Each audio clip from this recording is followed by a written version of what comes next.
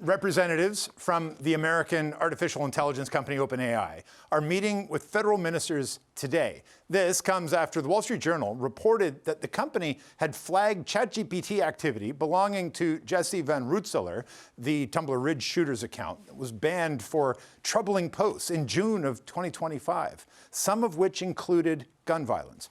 Here is what some ministers had to say ahead of that meeting.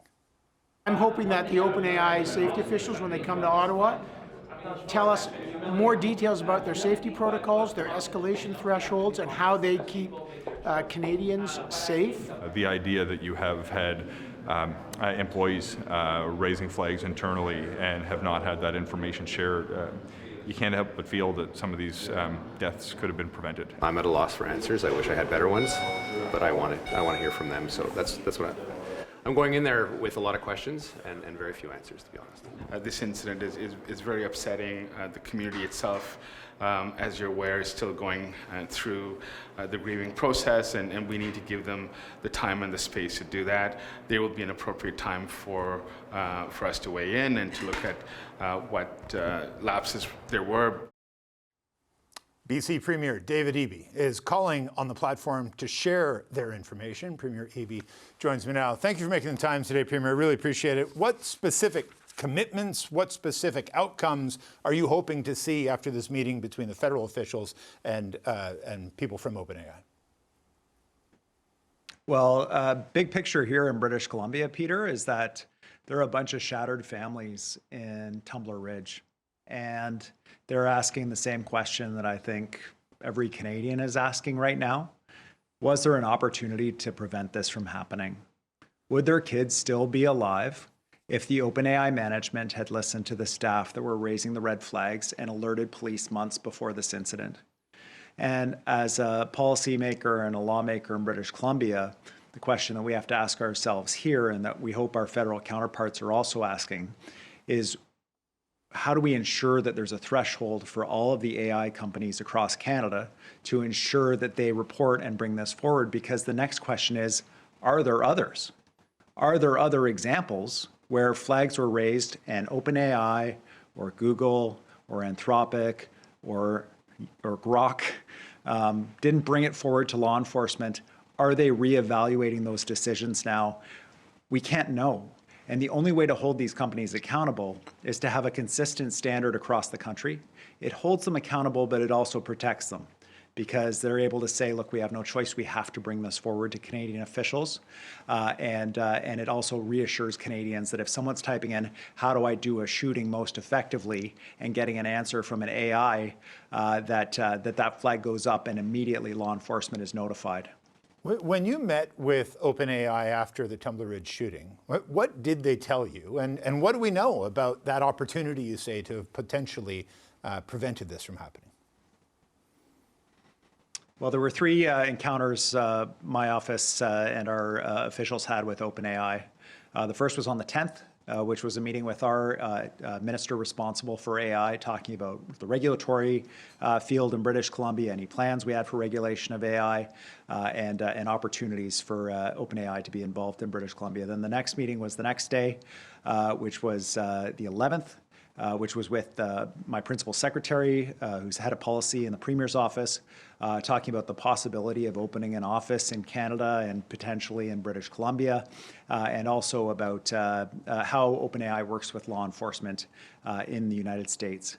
On the next day, my principal secretary received an email from OpenAI saying they wanted to assist law enforcement with Tumbler Ridge. Could they be referred to the RCMP to be able to offer assistance?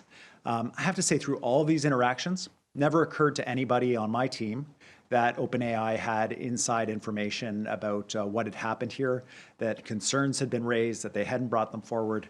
The assumption was, here's an AI company that wants to try to help. And it turns out, of course, thanks to the work of the Wall Street Journal, that there were significant internal discussions at OpenAI about the information they did have, leading to the questions that we have now about whether this could have been prevented. It must be so frustrating, and you must be relieved, at least, that the federal meetings are happening. Are you going to be able to circle back with some of those officials once this meeting with the feds is over? Yes, I've asked my staff to reach out to OpenAI to get a meeting with them to do a couple of things. One is just to baseline. I'm actually quite angry about what happened here. I sat at a table with a dad who lost a kid, who walked me through in excruciating detail the last moments of his child's life. It changed me forever. And, I was just proximate to the tragedy that his family has experienced. They'll never be the same. And I want to share that with the OpenAI people. From the outside, it looks like they had a chance to prevent this. I don't know that for sure, but it sure looks like it. And I want to share with them the devastation that they caused on behalf of the families. And I want to have a commitment from them to support a consistent threshold across Canada for reporting so that this never happens again, and that it's a good standard that Canadians can support. And I want to share with them that the information that the RCMP has, as well as the information from social media providers, for example, will be ultimately public with British Columbians. They have questions. They want to know what happened. There will be a coroner's inquest or a public inquiry, or the police will share that information as part of their investigation. But now is the time to really be blunt and frank with British Columbians and Canadians about their involvement in this tragedy. And I think it's enormously important to get that sorted out. And it almost has to be a dual track where we figure out what those new standards are, right? This is a new technology. It is being adopted at an incredibly quick pace. Do you have something that you can sort of compare it to and say, well, this is the standard in social media or in, it doesn't really compare because they're all so very different. What would you like to see the standard be?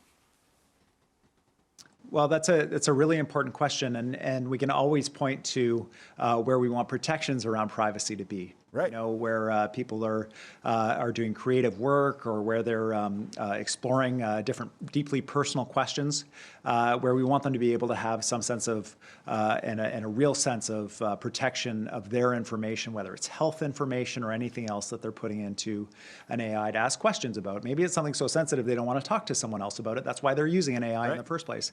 But I think that anytime we're talking about children and predation on children, around imminent threats of violence, around planning crimes and crimes of violence, this is where we hit the threshold. It's where we make exemptions around all kinds of areas, around counselors, around social workers, and require disclosure, physicians and others. So there are lots of different areas where we would see that this standard could draw from in terms of understanding what obligations are, because an AI is not social media, it's not a person in real life, but we can draw from those examples in crafting a standard that Canadians could support.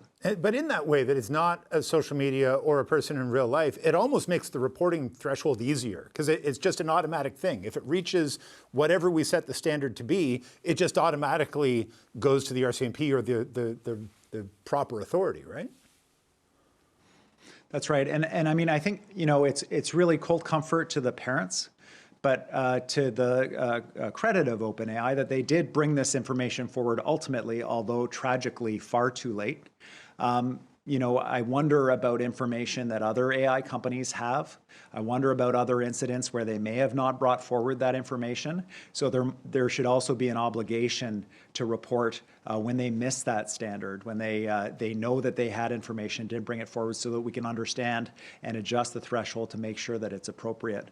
It is an incredibly challenging area. I don't pretend it's easy, but we have navigated challenging areas around confidentiality and protection of the public before, and we can do it here as well. But the key part is it has to apply to all the companies equally, because there are companies, and we don't want a company that sees an advantage in being hey, we're the company that doesn't report anything to the cops. You can come to us. We need a consistent standard across the country. You were asked earlier today about the potential for class action lawsuit against the company, and I think you rightly said the families aren't interested in having that conversation right now. They're mourning. They're trying to piece their shattered lives back together. Is the threat, though, of potential legal action something that can sharpen this debate, speed it up, make sure we get to somewhere where we need it to be faster than we might otherwise? Well, Peter, I mean, there's no question we haven't heard the end of the story in terms of accountability around this. OpenAI is one of a number of different companies that the shooter had interactions with online that had information that was certainly concerning. The RCMP has compiled all that information. I don't know what all these records say. I've seen some public reporting about what reporters have been able to find, but they've been going through the shooter's computer to be able to understand and reconstruct that. I have no doubt that the RCMP information that they hold will raise more questions, will result in potential litigation and other outcomes. And my commitment to the families and to British Columbians and Canadians is that as far as BC is concerned, that information and their questions will be answered and it will be public, whether it's through a coroner's inquest or a public inquiry. And that litigation can be an effective tool for holding companies to account. But keep in mind, these are massive companies worth hundreds of billions of dollars in some cases. And these are families that work in a mine in Tumbler Ridge. So the disproportionate resources are real. And as a government, we'll be backing those families up 100%. Indeed. We're all watching this and hoping you and they get the answers they deserve. Premier David Eby, appreciate your time today.